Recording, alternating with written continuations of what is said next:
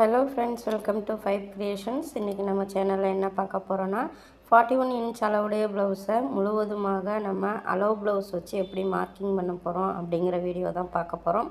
வாங்க ஃப்ரெண்ட்ஸ், நம்ம வீடியோக்குள்ளே போகலாம். நம்ம வீடியோ பிடிச்சிருந்தா லைக் பண்ணிக்கோங்க, ஷேர் பண்ணி விடுங்க. மறக்காமல் சப்ஸ்கிரைப் பண்ணி ஆல் பட்டனை கிளிக் பண்ணிக்கோங்க. இப்போ ஸ்லீவுக்கு 4 ஃபோல்டிங் பண்ணி கிளாத்தை நான் ஸ்லீவினுடைய அளவை பார்க்குறேன். அக்குள் சைடு வந்து 1 இன்ச்சு தான் வருது. இவங்க வந்து 1.5 இன்ச் கம்பல்சரி விட்டுருங்க, இல்லை 2 இன்ச் கூட விடுங்க அப்படின்னு சொல்லக்கூடிய ஆள்.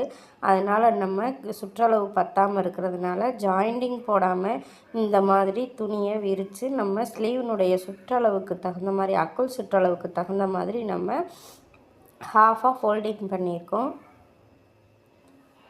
பாருங்கள், இந்த மாதிரி நம்ம ஸ்லீவினுடைய சுற்றளவுக்கு தகுந்த மாதிரி ஹாஃபாக ஃபோல்டிங் பண்ணிவிட்டு நம்ம ஸ்லீவினுடைய உயரத்தை எடுத்துக்கிறோம். இப்போது கீழே அடித்து திருப்புறதுக்காக 1/2 இன்ச் விட்டுட்டு நான் மார்க்கிங் பண்ணுறேன். அக்குள் அளவு இருக்கிறதையும் அந்த ஸ்லீவினுடைய ஷோல்டர் ஜாயிண்ட்டும் ஸ்லீவும் ஜாயிண்ட்டாக இருக்கிற இடத்துல கரெக்டான ஒரு அளவும் ஸ்டிச்சிங்க்காக மேலே ஒரு 1/2 இன்ச் தூக்கியும் நான் மார்க்கிங் பண்ணிவிட்டு ஒரு கையளவு தான் நம்ம எடுத்திருக்கோம். இப்போ அதை மேல் பக்கம் இந்த மாதிரி மடித்து போட்டு மார்க்கிங் பண்ணி ஸ்கேலை வச்சு நான் மார்க்கிங் பண்ணி எடுத்துக்கிறேன். உங்களுக்கு புரியும்னு நினைக்கிறேன். இந்த மாதிரி நம்ம ஸ்டிச் பண்ணோம்னா நமக்கு வந்து ஸ்லீவில் வந்து ஜாயிண்டிங்கே வராது. இப்போது அதே மாதிரி நல்லா கீழ்ப்பறம் இருந்து மேல் பக்கமாக மடித்து போட்டு கீழே தான் ஃபோல்டிங் வரும். ஸ்லீவினுடைய கீழ் பக்கம் தான் ஃபோல்டிங் வரும். இப்போது நம்ம அக்குளை மார்க்கிங் பண்ணி எடுத்துக்கிறலாம். கரெக்டான ஸ்டிச்சிங்கையும் மார்க்கிங் பண்ணிவிட்டு தையலுக்காக மேல் பக்கம் 1/4 இன்ச்சு தூக்கி மார்க்கிங் பண்ணி ஸ்லீவினுடைய கர்வ் வரைஞ்சி எடுத்துக்கிறேன். உங்களுக்கு புரியும்னு நினைக்கிறேன். புரியாமல் இருந்துச்சுன்னா நீங்கள் கமெண்ட்டில் சொல்லுங்கள், உங்களுக்கு இதுக்கான தெளிவான வீடியோ போடுறேன். இப்போது ஸ்லீவை கீழ்ப்பக்கம் ஜாயிண்டாக இருக்கிறத கட் பண்ணி எடுத்துக்கிட்டேன். இந்த குழிவான பகுதி ஃப்ரண்ட் அண்ட் பேக் வந்து வேறுபடுத்தி காட்டுற குழிவான பகுதியை நான் ஸ்லீவில் கட் பண்ணலை. பேக் பார்ட் வந்து கீழ்ப்பக்கம் நம்ம ஸ்லீவ் கட் பண்ணது போக கீழ்ப்பக்கம் நம்ம பாடியினுடைய சுற்றளவுக்கு தகுந்த மாதிரி நான் ஃபோல்டிங் பண்ணி மடித்து போட்டுக்கிறேன். இப்போது ரா எட்ஜஸை ஸ்கேல் வச்சு மார்க்கிங் பண்ணிவிட்டு கீழே பட்டி போடுறதுக்காக 1.25 இன்ச் வந்து மடிச்சிருக்கேன். இப்போது பேக்கினுடைய டாட்டையும் அந்த ஷோல்டரையும் ஸ்ட்ரெயிட்டாக இந்த மாதிரி மடித்து பிடிச்சி பேக்கினுடைய ஹைட்டை நான் மெஷர்மெண்ட் பண்ணி எடுத்துக்கிறேன். கரெக்டான அளவு மேலே ஸ்டிச்சிங்க்காக 1/2 இன்ச்சு தூக்கியும் மார்க்கிங் பண்ணி கோடு போட்டு எடுத்துக்கிறேன். இப்போது நம்ம வந்து கீழே வந்து பட்டிக்காக மார்க்கிங் பண்ண இடத்துல நம்ம ப்ளவுஸினுடைய எண்டை வைக்கணும். ப்ளவுஸினுடைய ஃபோல்டிங் பகுதியும் நம்ம கிளாத் ஃபோல்டு பண்ணி போட்டிருக்க பகுதியும் ஒரே ஈவனாக வர்ற மாதிரி பார்த்துக்கோங்க. இந்த மாதிரி கீழே சேமாக வச்சுட்டு அக்குளை மார்க்கிங் பண்ணி எடுத்துக்கிறேன் நான்.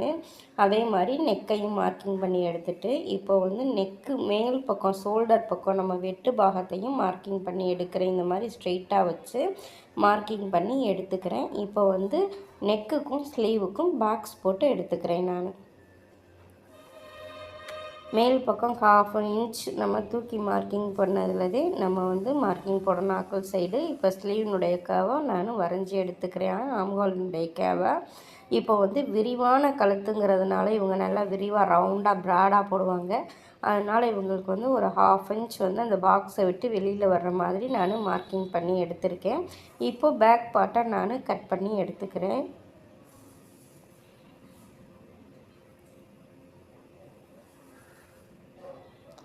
இப்போது ஸ்லீவிங்கும் நம்ம அதை ஆம்ஹோலையும் கட் பண்ணி எடுத்துடுச்சு. பேக் பார்ட் நம்ம பர்ஃபெக்டாக கட் பண்ணி எடுத்தாச்சு. அந்த சீம் அலவன்ஸ்க்காக விட்டுறதுக்கு இடத்த சிசர் கட் போட்டு நான் அடையாளப்படுத்தி எடுத்துக்கிறேன். இப்போது ஃப்ரண்ட்டினுடைய கிராஸ் உயரத்தை நான் மடித்து போட்டு பேக் பார்ட்லேயே நான் மார்க்கிங் பண்ணி எடுத்து பேக் பார்ட்டை மடித்து விட்டு எடுத்து வச்சுக்கிறேன். இப்போது நம்ம ஸ்லீவும் பேக் பார்ட் வெட்டினது போக இந்த மாதிரி ரெக்டாங்கிள் ஷேப்பில் இருக்கும். நம்ம அதை 2ஆக மடித்து போட்டோம்னா ஸ்கொயர் ஷேப்பில் நமக்கு வந்து கிளாத் கிடச்சிரும். லைனிங் கிளாத்தில் தான் நான் இப்போ கட் பண்ணுறேன். இப்போ வந்து இது கிராஸ் கட் ப்ளவுஸுங்கிறதுனால நான் இதை கிராஸாக போட்டு நான் இப்போது மார்க்கிங் பண்ணி எடுத்துக்கிறேன். சுற்றிலும் பேக் பார்ட் என்ன அளவு இருக்குதோ அதை மார்க்கிங் பண்ணி நான் எடுத்துக்கிறேன்.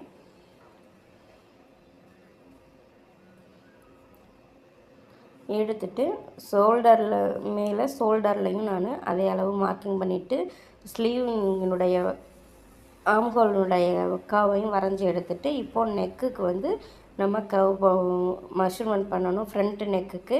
அதுக்காக நான் ஸ்டிச்சிங்க்காக ஒரு 1/2 இன்ச்சு கோடு போட்டுட்டு அதன் மேலே நான் வந்து ஷோல்டரை வச்சு ஃப்ரண்ட் நெக்கை மார்க்கிங் பண்ணி எடுத்து இப்போது ஃப்ரண்ட் நெக்குக்காக பாக்ஸ் போட்டு எடுத்துக்கிறேன்.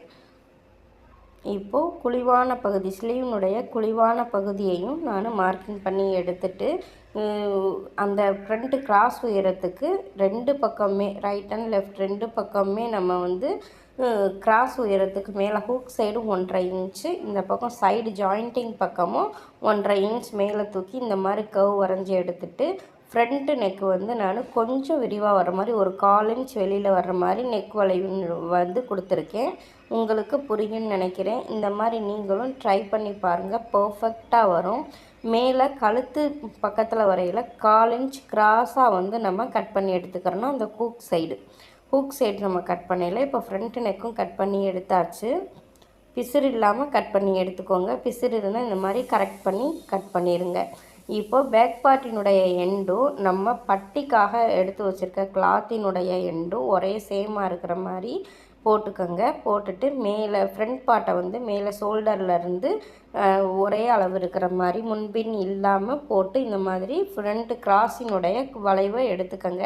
சைடில் ஒரு 1 இன்ச் வந்து கம்மியாக மார்க்கிங் பண்ணி எடுத்துக்கோங்க பட்டிக்கு.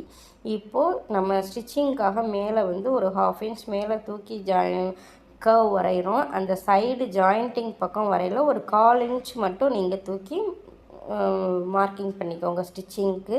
அப்போ தான் வந்து நமக்கு வந்து ஸ்லீவ்னு வச்சு ஜாயின் பண்ணி நம்ம சைடு ஜாயின் பண்ணியில் ஃப்ரண்ட் அண்ட் பேக் வந்து ஏற்றம் இறக்கம் இல்லாமல் வரும். அதுக்காக சொல்கிறேன்.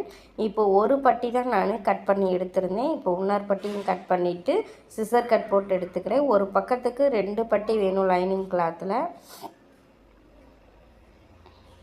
இப்போது நம்ம மெயின் கிளாத்தில் நம்ம வெட்டின லைனிங் கிளாத்தினுடைய பார்ட்ஸ் அப்புறம் இந்த மாதிரி வச்சு கரெக்டான அளவு வருதா அப்படின்னு சொல்லி போட்டு நம்ம கட் பண்ணி எடுத்துக்கலாம். நான் கரையும் ஒன்றா இருக்கிற மாதிரி போட்டு கட் பண்ணி எடுக்கிறேன். பார்த்திங்கன்னா உங்களுக்கு தெரியும், எங்கேயுமே நமக்கு வந்து இது வராமல் ஜாயிண்டிங் வராமல் வந்துடும். ஒரு 1/4 இன்ச்சோ ஒரு 1/2 இன்ச்சோ மெயின் கிளாத்தில் கூட இருக்கிற மாதிரி கட் பண்ணி எடுத்துக்கோங்க. லைனிங் கிளாத் அளவே கட் பண்ணிடாதீங்க.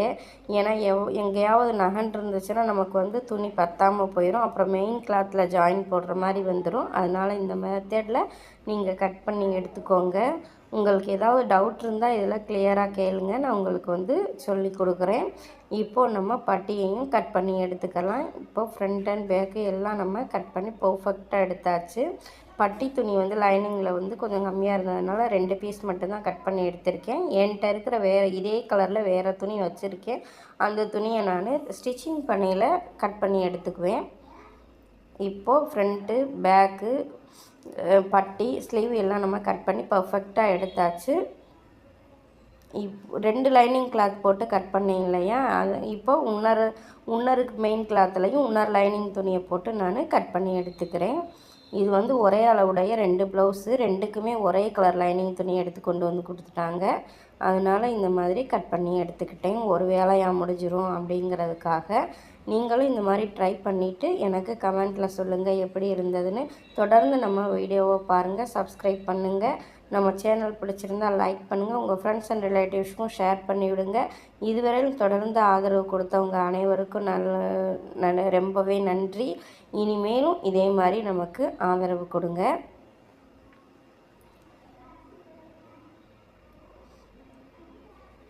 இதில் ஒரு ப்ளவுஸ் மட்டும் நான் உங்களுக்கு ஸ்டிச்சிங் வீடியோ போடுறேன்.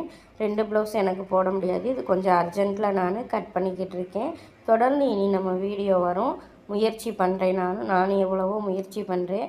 பல வேலைகளுக்கு இடையில் பல ஸ்ட்ரெஸ்ஸான ரொம்ப வேலைகளாக இருந்ததுனால போட முடியலை. தேங்க்ஸ் ஃபார் வாட்சிங்.